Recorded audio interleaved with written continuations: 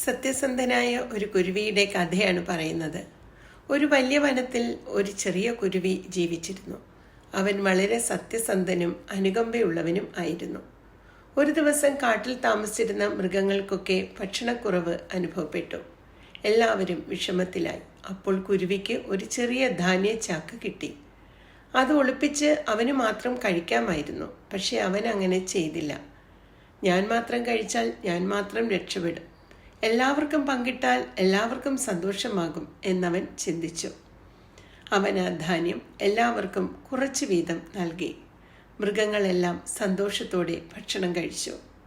കുറച്ച് ദിവസങ്ങൾക്ക് ശേഷം ആ വനത്തിൽ മഴ പെയ്തു. വീണ്ടും വനത്തിൽ ധാരാളം ഭക്ഷണം ലഭിച്ചു. എല്ലാവരും കുരുവിയുടെ നല്ല മനസ്സിനെ പ്രശംസിച്ചു.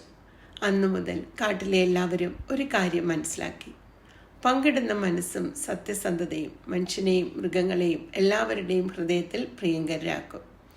കഥ ഇഷ്ടമായെങ്കിൽ വീട്ടിലെ കൊച്ചുകുട്ടികൾക്ക് പറഞ്ഞു കൊടുക്കുക.